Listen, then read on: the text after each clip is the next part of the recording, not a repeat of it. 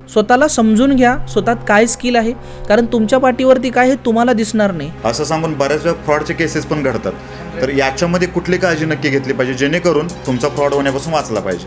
कुछ औकात के बाहर पाना चाहते हो ना, तो औकात के बाहर काम करने की तैयारी रखो. तर त्याने सुरुवात कशी करावी आणि कुणी करावी हे जरा स्टेपमध्ये सांगाल तर बरं होईल. जर आपण इम्पोर्ट एक्सपोर्टबद्दल जर विचार केला तर याच्यामध्ये फ्युचर आहे का, किंवा जेव्हा आम्ही भविष्याकडे बघतो तेव्हा भविष्यामध्ये कितपत संधी आहे याच्यामध्ये?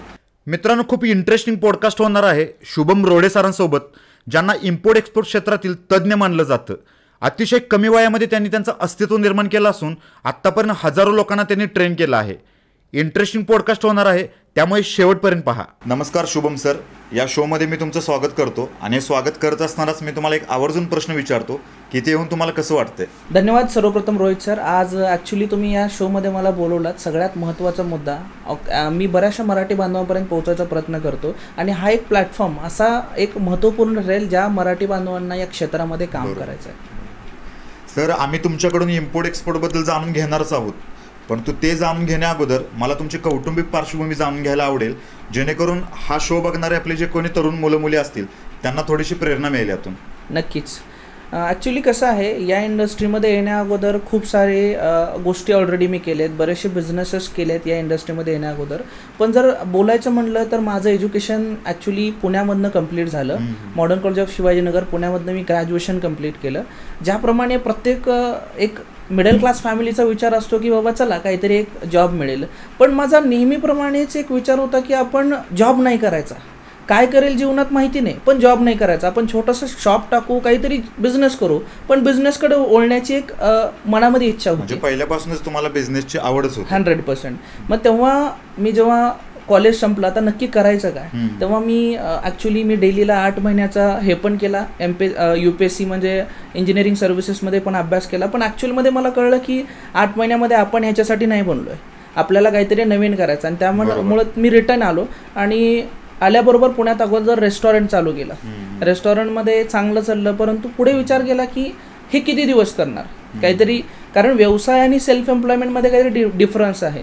त्या गोष्टीसाठी मग पुढे गावी जाऊन लॉकडाऊन पडला, बऱ्याचशा गोष्टी. मग मी शेताकडे वळलो की बाबा आपण काय करता येईल आधुनिक प्रकारची शेती. तिथं मी एक वॉटरमेलनचं पीक घेतलं.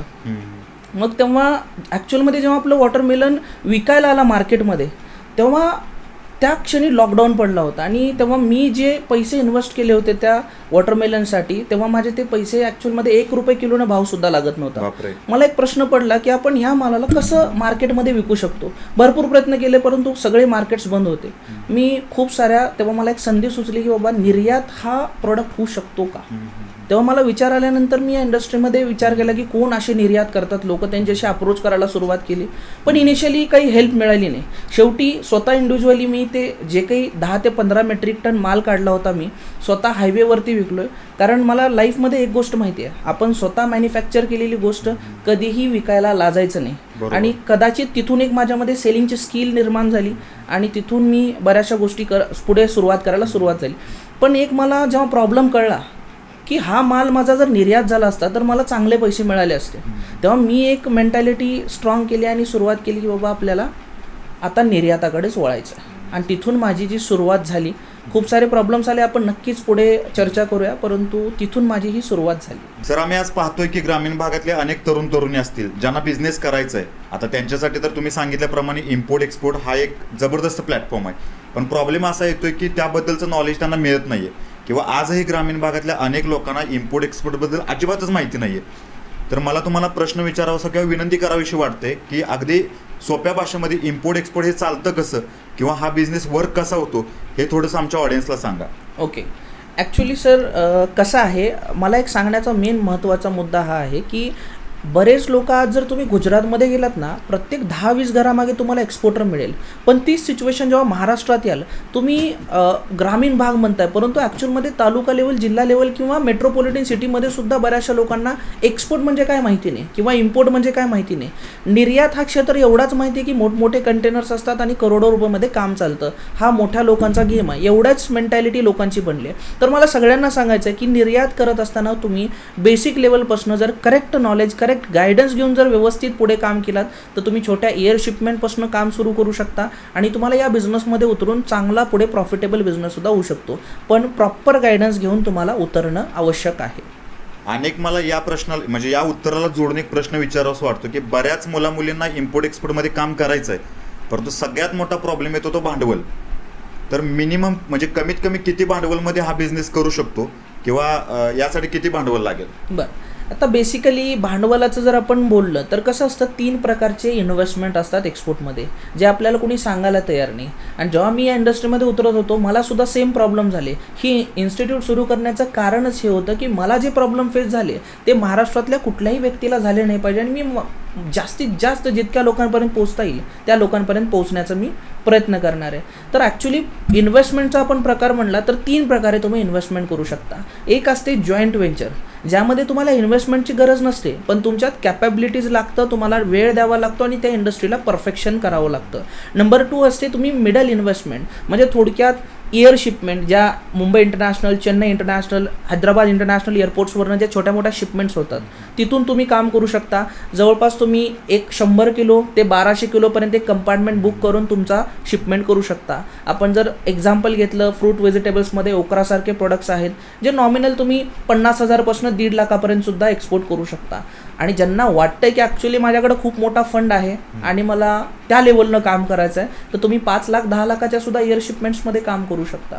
तर तिन्ही ऑडियन्ससाठी ही अवेलेबिलिटी आहे. पण आपल्याला ॲक्च्युली हे माहिती नाही की आपण जॉईंट व्हेंचरमध्ये कसं काम करू शकतो, एअर शिपमेंट नक्की कुठून होते किंवा सी शिपमेंट कसं केलं जातं. जेव्हा प्रॉपर गायडन्स होईल तर तिन्ही गोष्टीमध्ये तुम्ही काम करू शकता. म्हणजे तुम्हाला असं म्हणायचं आहे की याच्यासाठी भांडवल असणंच हे गरजेचं नाहीये. जर तुमच्याकडे काम करण्याची जिद्द असेल किंवा काम करण्याची तुमची भावना असेल, मानसिकता असेल, इच्छाशक्ती तुमची जर प्रबळ असेल आणि तुमच्यामध्ये त्या जर क्वालिटीज असतील तर अगदी कमी भांडवलावरती सुद्धा तुम्ही यामध्ये बिझनेस करू शकता. बरोबर. यासाठी सरकारकडून काय, आता सरकारकडून दरवर्षी बजेट वगैरे जाहीर होत असते, त्याच्यामध्ये आयात निर्यात धोरण पण जाहीर केलं जातं. त्यासाठी सरकारकडून काय सबसिडी वगैरे नावाची गोष्ट असते का किंवा अनुदान वगैरे मिळतं का? हो, नक्कीच.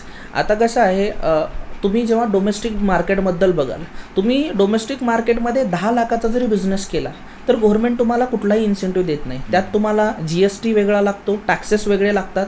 पण तुम्ही जेव्हा निर्यात क्षेत्र निवडताना यामध्ये असे काही इन्सेंटिव्ज आहेत.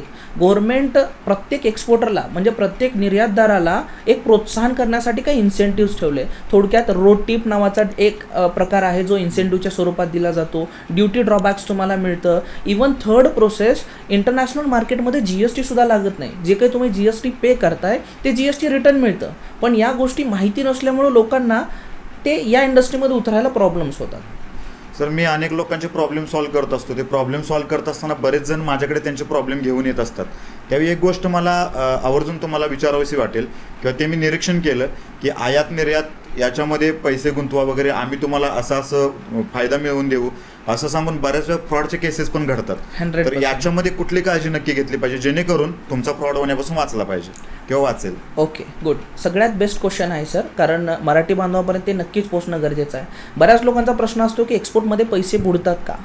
तर माझं उत्तर आहे हो आणि नाही, दोन्ही. कारण काय, जर तुम्हाला प्रॉपर नॉलेज आणि गायडन्स नसेल तर 100% तुमचा डोमेस्टिक मार्केट असू द्या, इंटरनॅशनल असू द्या किंवा कुठलाही असू द्या, पैसे बुडणार. पण जर तुम्हाला प्रॉपर नॉलेज असेल, कुठून आपण इन्शुरन्स घेतला पाहिजे, कुठल्या सिक्युरिटीज घेतल्या पाहिजे, कुठले इन्शुरन्सेस काढले पाहिजे, तर तुमचे पैसे बुडण्याची श्युअरिटी 0% होते. म्हणजे पैसे लगभग तुमचे जशाच तसे मिळतात. थोडक्यात जर त्याच्यावरती मी बोलायला झालं तर सेंट्रल गव्हर्नमेंटने एक डिपार्टमेंट काढलं ज्याचं नाव आहे export credit guarantee corporation, ECGC, ज्यामार्फत तुम्हाला 90 to 95% अमाऊंट जी क्लेम करून मिळते जर तुम्ही बायर सेफ्टी इन्शुरन्स त्यांचा घेतलात तर. आणि स्पेशली पुणे GM रोडला त्यांचं ऑफिस आहे, मुंबईमध्ये ऑफिस आहे आणि तुमच्या जवळच्या लोकेशनमध्ये सुद्धा मिळू शकतं. तर प्रॉपर गायडन्स घेतला तर तुम्हाला पैसे बुडण्याचा चान्स कमी होतो. बरोबर. जर नॉलेज नसेल तर त्याची श्युअरिटी अटळ आहे 100%. आता आम्हाला पहिल्यापासून सांगितलं जातं की जॉब किंवा बिझनेस असा जेव्हा प्रश्न उपस्थित राहतो तेव्हा आपल्या घरातल्या लोकांची किंवा ग्रामीण भागातल्या लोकांची मानसिकता असते की नाही, बिझनेस नको, तुम्ही जॉबच केला पाहिजे. त्यामुळे काय होतं की पिढ्यानपिढ्या आपलं ते रूढीप्रमाणे चालत आलेलं आहे की बाबा पुढे जाऊन आम्हाला डॉक्टर व्हायचं आहे, इंजिनियर व्हायचं आणि जॉब करायचं आहे. माझा सरळ तुम्हाला एक प्रश्न आहे, बऱ्याच जणांना बिझनेस करायचा असतो पण जबाबदारी म्हणून जॉबसुद्धा करावा लागत असतो. मग आम्हाला एक सांगितलं जातं की जर बिझनेस करायचा असेल तर 24 तास तुम्ही तेच केलं पाहिजे किंवा स्वतःला वाहून घेतलं पाहिजे. तर माझा साधा तुम्हाला क्वेश्चन आहे की एखादा व्यक्ती जर जॉब करत असेल आणि जर पारंपरिक त्यांचा जर बिझनेस पण व्यवसाय पण सांभाळत असेल तर ह्या दोन्ही गोष्टी करून किंवा ह्या दोन्ही गोष्टींची सांगड घालून सुद्धा इम्पोर्ट एक्सपोर्टमध्ये त्याला काम करता येईल का किंवा तो बिझनेस करता येऊ शकतो? बरोबर. आता बघा सर, बेसिकली मी सांगेल, आपले काही स्टुडंट्स आहेत जे ॲक्च्युली जॉब करत होते अगोदर आणि त्यांनी या बिझनेसमध्ये वाटचाल केली आहे. खूप सारे लोक आहेत जे जॉब करत करत या बिझनेसमध्ये केले आहेत. पण मला प्रामाणिक सगळ्यांना एक सल्ला आहे, तुम्ही एक जॉब करताय, माझं मत असं नाही आहे की जॉब हे वाईट आहे. तुमच्यावरती रिस्पॉन्सिबिलिटी आहेत घराच्या, त्यामुळे तुम्हाला जॉब करणं कंपल्सरी आहे. पण जॉबनं तुमच्या गरजा पूर्ण होतात. तुम्हाला जर स्वप्न पूर्ण करायचे असतील तर तुम्हाला बिझनेसमध्ये उतरावं लागेल. पण बिझनेसमध्ये कधी उतरा, तुम्हाला वाटते की सर मला 20,000 पगार आहे, मला 50,000 आहे, मला 70,000 पगार आहे, तर जोपर्यंत तुम्ही हा पार्ट टाईम बिझनेस करा, जोपर्यंत तुम्हाला या बिझनेसमधनं 70,000 रुपये जनरेट रेव्हेन्यू होत नाही पर मंथ, तोपर्यंत जॉब सोडू नका. ज्या दिवशी तुम्हाला वाटलं, कॉन्फिडन्स आला की मला 70,000पर्यंत इथं रेव्हेन्यू जनरेट होत आहे, resign the job and start करा बिझनेस. पण त्या अगोदर रिस्पॉन्सिबिलिटी आणि बिझनेस दोन्हीमधला डिफरन्स समजून घ्या आणि व्यवस्थित ॲज अ प्रॅक्टिकली तुम्ही त्याच्यावरती काम करा. सर, गेली 5 वर्ष झालं तुम्ही इम्पोर्ट एक्सपोर्टमध्ये काम करताय. As a trainer, as a consultant म्हणून तुम्ही हजारो लोकांना आत्तापर्यंत ट्रेनिंग दिलेलं आहे. इथंपर्यंत ठीक आहे, पण हे जे तुम्ही ट्रेनिंग वगैरे देता, बऱ्याच वेळा तुम्ही त्यांना मदतसुद्धा केली आहे. तर या पाठीमागचा नक्की उद्देश काय आहे तुमचा? ॲक्च्युली जेव्हा मी सुरुवात केली, मला खूप साऱ्या धडपडी घ्याव्या लागल्या, प्रॉब्लेम्स फेस झाले एक्सपोर्ट करताना. मला एक गोष्ट लक्षात आली की महाराष्ट्रात कुठंतरी एक्सपोर्टचा अवेअरनेस कमी आहे आणि तो जर अवेअरनेस तुम्हाला कम्प्लिटली लोकांपर्यंत पोहोचवायचा असेल तर कुणाला तरी पुढाकार घेणं गरजेचं आहे.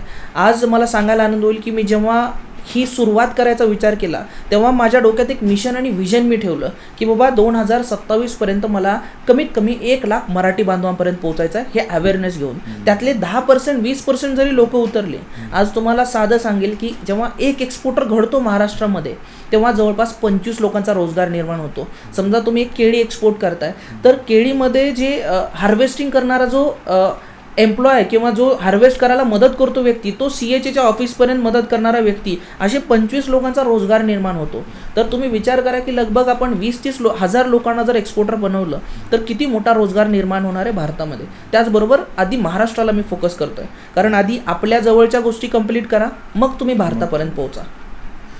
सर, तुम्ही आज अनेक उद्योजकांपर्यंत पोहोचलेला आहात, परंतु प्रॉब्लेम असा आहे की काही लोक ग्रामीण भागात राहतात, जे लोक तुमच्यापर्यंत पोहोचू शकत नाहीत. तर त्यांच्यासाठी तुम्ही काय प्लॅटफॉर्म अवेलेबल करून दिला आहात का, किंवा त्यांच्यासाठी त्यांना तुम्ही कशा प्रकारे मदत करू शकता? ॲक्च्युली हा खूप चांगला प्रश्न आहे, कारण ज्या लोकांपर्यंत आपल्याला पोहोचता येत नाही, मला हे प्रॉब्लेम्स ऑलरेडी फेस झाले. त्यामुळं मी 1 वर्षाचा कालावधी दिला त्या गोष्टीसाठी. ज्या गोष्टीला लिहिण्यासाठी मला लगभग 1 वर्ष लागलं, पण त्या 1 वर्षामध्ये एवढ्या व्हॅल्यूज मी क्रिएट केलेत आणि त्या सगळ्या काही तुम्हाला या पुस्तकामध्ये टाकले, ज्याचं नाव आहे बना इम्पोर्ट एक्सपोर्ट योद्धा. म्हणजे इम्पोर्ट एक्सपोर्ट योद्धा बनण्यासाठी काय गोष्टीची तुम्हाला गरज असते, तुम्ही कसं या इंडस्ट्रीमध्ये उतरू शकता आणि तुम्ही तुमचा व्यवसाय सुरू करण्यासाठी जी मदत लागते. मला सांगायला आनंद होईल की महाराष्ट्रातच नाही, भारतामध्ये नंबर 1 पुस्तक आहे जे केवळ तुम्हाला मराठीमध्ये इम्पोर्ट एक्सपोर्टबद्दल माहिती देणार असेल. त्याचबरोबर हे ॲमेझॉन आणि बऱ्याच प्लॅटफॉर्मवरती तुम्ही गुगल जरी शुभम रोडे केलात तर तुम्हाला ते पुस्तक मिळून जातं. त्यामुळे तुम्ही त्याच्यातल्या गोष्टी वाचा, समजून घ्या आणि पुढे वाटचाल करा. सर, तुम्हाला तर माहितीच आहे की गव्हर्नमेंटचं धोरण जे असतं, आर्थिक धोरण आपण त्याला म्हणतो, ते दरवर्षी बदलत असतं. काल जे होतं ते आज नाही आणि आज जे आहे ते उद्या नाही आहे. जर आपण इम्पोर्ट एक्सपोर्टबद्दल जर विचार केला तर याच्यामध्ये फ्युचर आहे का, किंवा जेव्हा आम्ही भविष्याकडे बघतो तेव्हा भविष्यामध्ये कितपत संधी आहे याच्यामध्ये? ओके, मला सांगायला अजून एक आनंद होईल सर की 2024मध्ये समजून घ्या, आज या इंडस्ट्रीमध्ये खूप कमी लोक आहेत आणि लोकांना याच्याबद्दल अवेअरनेस नाही आहे. पण जेव्हा 2030 आपला भारताचा उजरेल त्यावेळेस ही इंडस्ट्री बूम करणार आहे. म्हणजे 2030पर्यंत प्रत्येकाला या इंडस्ट्रीमध्ये येण्याचा इंटरेस्ट असणार आहे, पण तोपर्यंत मार्केट सॅच्युरेट होणार आहे. कारण 2025च्या एंडिंगलाच आपली भारताची लगभग 5 ट्रिलियन आपली GDP किंवा आपला इकॉनॉमी होण्याची चान्सेस आहेत. तर हा एक चांगली अपॉर्च्युनिटी लोकांना जे या इंडस्ट्रीमध्ये उतरण्यासाठी, पुढाकार घेण्यासाठी तयार आहेत. आत्ता जर तुम्ही उतरलात तर तुम्हाला पुढील काळामध्ये नक्कीच त्या इंडस्ट्रीमध्ये फायदा होणार आहे. एक अतिशय महत्त्वाचा प्रश्न विचारावासा वाटतो सर, याच्यामध्ये जर एकाला स्टार्ट करायचं असेल, समजून चाला की तो आज 0 आहे, तर त्याने सुरुवात कशी करावी आणि कुणी करावी हे जरा स्टेपमध्ये सांगाल तर? बरोबर. पहिली गोष्ट, इम्पोर्ट एक्सपोर्ट हा व्यवसाय कुणासाठी आहे समजून घ्या. ज्या लोकांना बऱ्याचशा संकल्पना आहेत की सर माझ्याकडं प्रोडक्ट पाहिजे मगच मी एक्सपोर्टमध्ये उतरू शकतो. काही लोकांची संकल्पना आहे की सर माझ्याकडं प्रोडक्ट नाही तर मी कसं उतरणार. काही लोकांना सप्लायर्स मिळत नाहीत, काही लोकांना आंतरराष्ट्रीय मार्केटमधले बायर मिळत नाहीत. खूप सारे क्वेश्चन आहेत. तर मला सांगायचं एवढंच आहे की हा व्यवसाय सप्लायर लोकांसाठी आहे, फार्मरसाठी आहे, मॅन्युफॅक्चरर, ट्रेडर, त्याचबरोबर तुम्ही एक स्टुडंट असाल, हाऊसवाईफ असाल, तुम्ही या इंडस्ट्रीकडे करिअर म्हणून बघताय, तर ह्या सगळ्यांना या इंडस्ट्रीमध्ये उतरण्याची ऑपॉर्च्युनिटी मिळणार आहे. कारण बिझनेस करण्यासाठी कुठल्या क्वालिफिकेशनची गरज नाही. नंबर 2, तुम्हाला कुठला रिझ्युमी देण्याची गरज नाही ना कुठला इंटरव्ह्यू देण्याची गरज नाही. तुम्ही बिझनेस हा लाईफ टाईम चालवू शकता ना, कुठली रिटायरमेंट त्याच्यामध्ये नाही आहे. त्यामुळे एक चांगली ऑपॉर्च्युनिटी तुम्हाला याच्यामध्ये मिळून जाते. सर, एक वेगळा क्वेश्चन विचारतो तुम्हाला की आज तुमचं जीवन आम्ही बघतोय किंवा आज तुम्ही सगळ्या महाराष्ट्राला माहीत आहात, तर या क्षेत्रामध्ये यायच्या अगोदरचं तुमचं जीवन आणि आत्ताचं जे तुमचं आहे ते जीवन, याच्यामध्ये तुम्हाला काही फरक वाटतो का, डिफरन्स वाटतो का? नक्कीच वाटणार. कारण ॲज अ मिडल क्लास फॅमिलीमधनं आपण बिलॉंग करतोय, तर आपले स्वप्न छोटेसे असतात कारण आजूबाजूला वातावरण तसं असतं.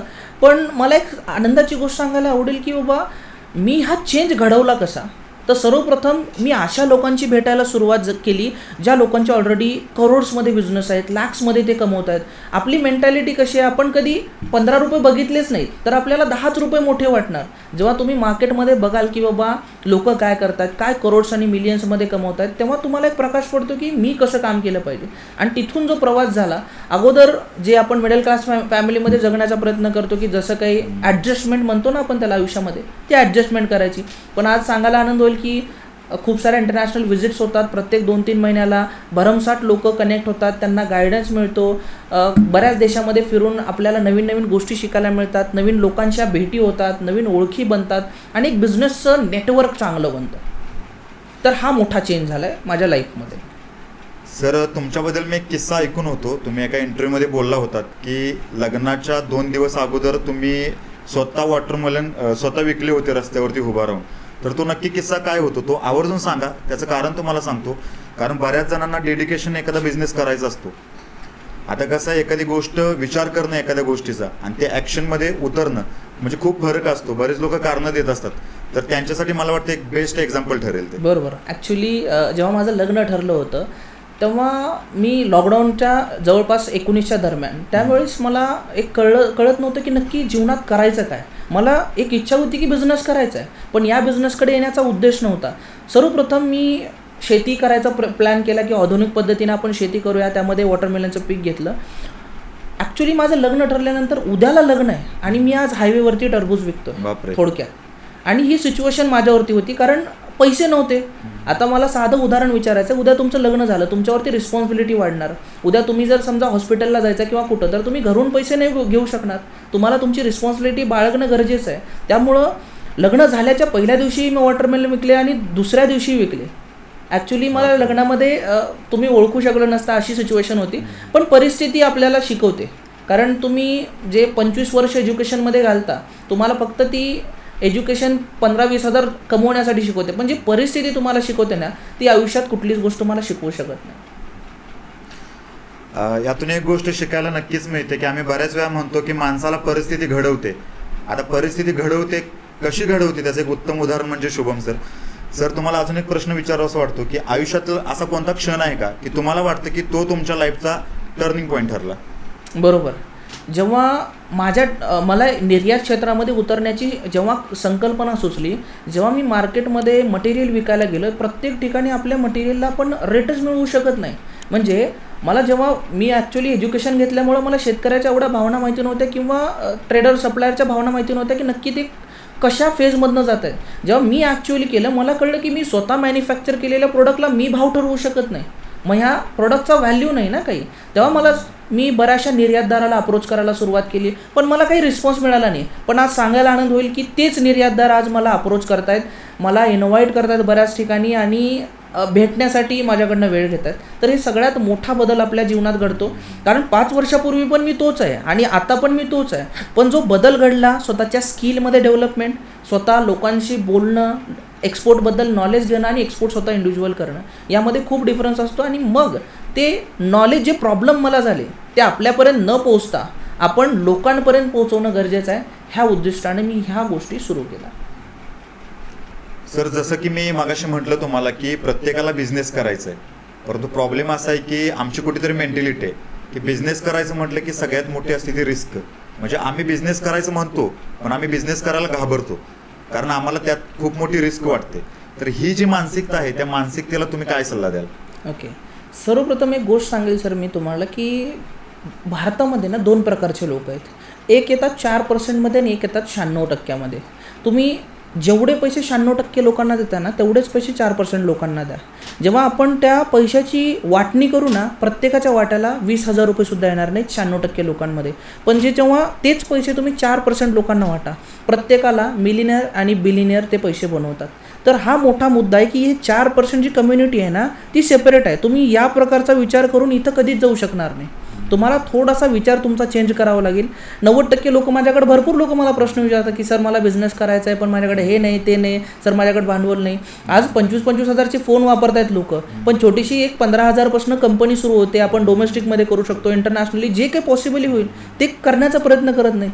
तुमची जिद्द आणि चिकाटी कधी लागते? जेव्हा तुम्ही बिझनेस सुरू करता. बरोबर. तुमचा बिझनेस सुरू करण्यासाठी तुम्हाला आधी ऍक्शन घ्यावी लागते की बाबा मला करायचं आहे. आधी तुमचा बिझनेस इथं सुरू होतो, पण 90% लोकांचा इथं सुरू इथंच बंद होतो.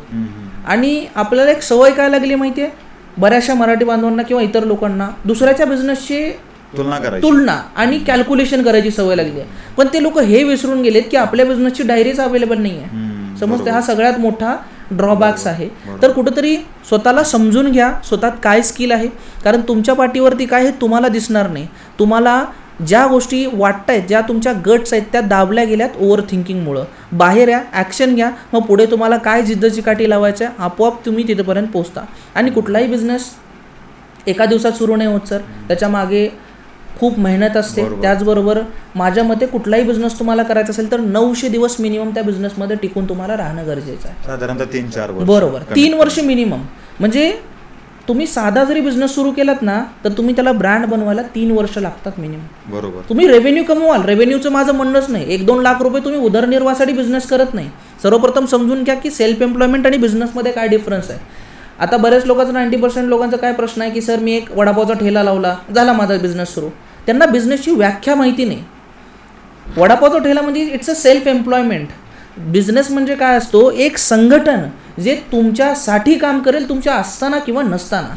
तो वडापावचा गाडी लावणारा व्यक्ती आज काम केलंय, 2 दिवस केला, परत सुट्टी मारला, परत 2-3 दिवसांना आला. ज्या दिवशी त्यांनी सुट्टी मारली त्या दिवशी बिझनेस चालू असणार आहे का?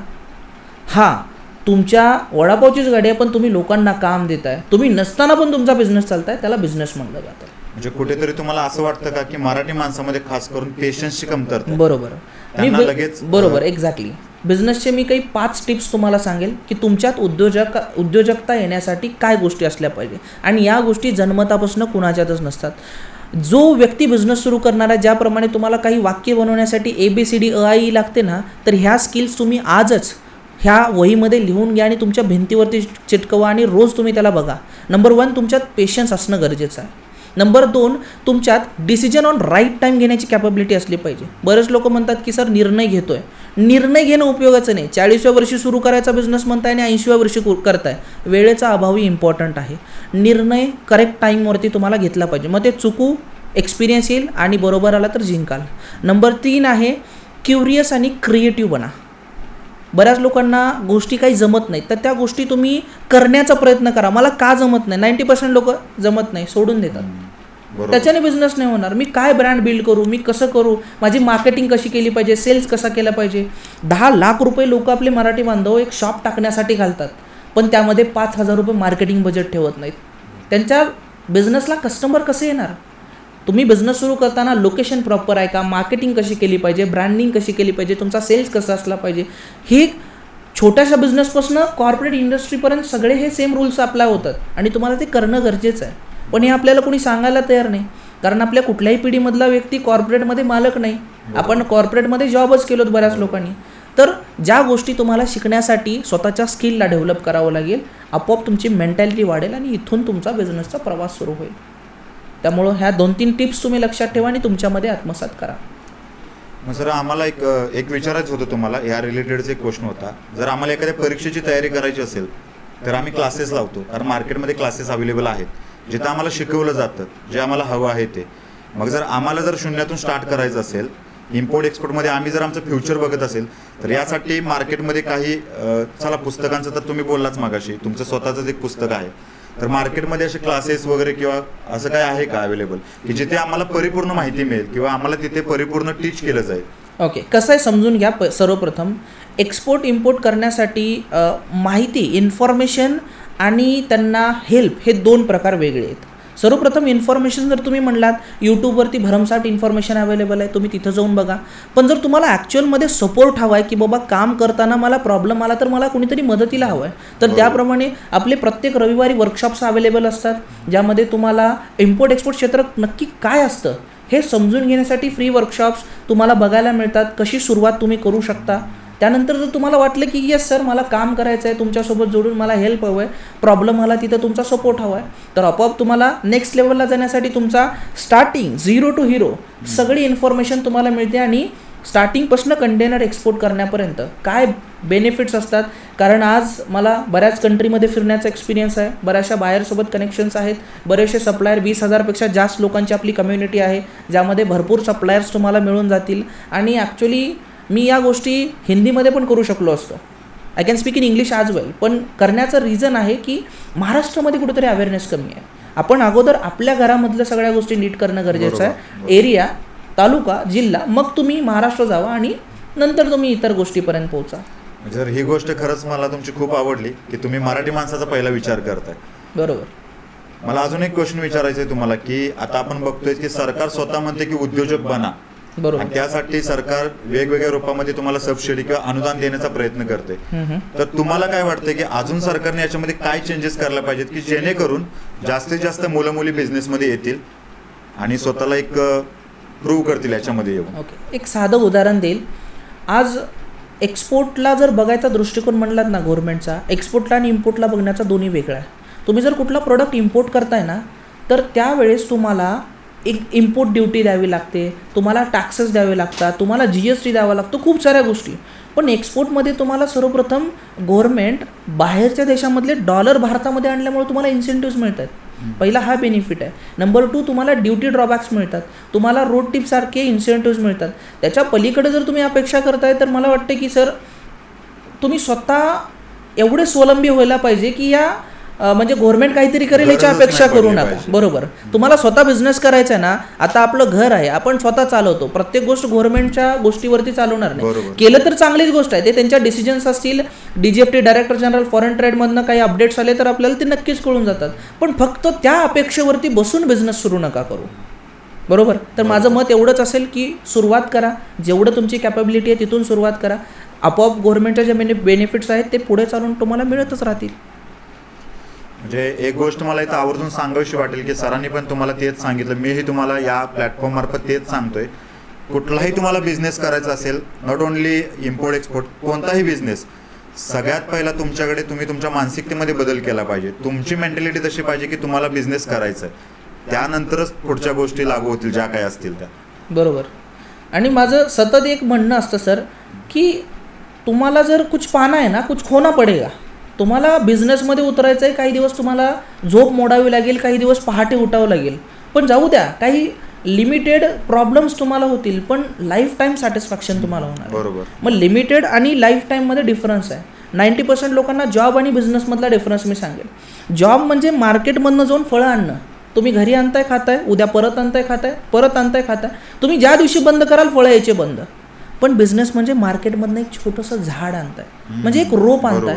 तुम्हाला आणायला सुरुवातीला पैसे द्यावे लागतील, त्याला मोठं करावं लागेल, तुम्हाला पेशन्स ठेवावं लागेल. तुम्हाला जेव्हा जॉबकडे बघता ना, तुम्हाला वाटेल की अरे सॅटिस्फॅक्शन याला खूप आहे, आपण ते करायला पाहिजे. पण तुम्हाला हे कळत नाही की तुमच्या रूट स्ट्रॉंग होत जात आहे आणि ते झाड एकदा एवढं मोठं होणार आहे की तुम्ही तर फळं खाणार, तुमची पुढली पिढीसुद्धा ते फळं खाणार आहे. मग डिसाईड करा की लिमिटेड सॅटिस्फॅक्शनमध्ये काम करायचं आहे का बिझनेसमध्ये लॉंग टर्मसाठी काम करायचं आहे, हे तुमच्यावरती डिफाईन आहे. सर एक क्वेश्चन विचारतो तुम्हाला, म्हणजे ऍक्च्युअली खरं तर हा क्वेश्चन नाही, एक मानसिकता आहे. बऱ्याच लोकांचा प्रॉब्लेम काय असतो की बोलणं मोठं असतं, म्हणजे बरेच लोक फक्त विचार करत असतात खूप की मला हे करायचंय, ते करायचंय, असं करायचंय, तसं करायचंय, पण ऍक्च्युअल मध्ये ग्राउंडवर उतरत नाहीत. म्हणजे आपण म्हणतो ना की विचार भरमसाठ असतात पण ऍक्शन शून्य. अशा लोकांना तुम्ही काय सल्ला द्याल? सर्वप्रथम बघा, मी जेव्हा असा विचार करायचा ना की बाबा हां बोलणं सोपं आहे, आपल्याला करणं खूप अवघड आहे, माझ्याही सिच्युएशनमध्ये तशा गोष्टी झाल्या. पण तुम्हाला सांगायला आनंद होईल, मी जेव्हा गोष्टी करत होतो, जेव्हा सुरुवात केली, माझ्या खिशात केवळ 4,000 रुपये होते सर. तिथून मी सुरुवात केली जर्नी ते. आणि ॲक्च्युअलमध्ये याचा मोठा किस्सा आहे की ते 4,000 रुपये पण शेवटचे मी गोव्याच्या ट्रिपला देणार होतो. मग मी संध्याकाळी मला प्रश्न पडला की बाबा आज मी सॅटिस्फॅक्शन मिळवेल, पण उद्या नक्की काय करायचं, सुरुवात कुठून करायची.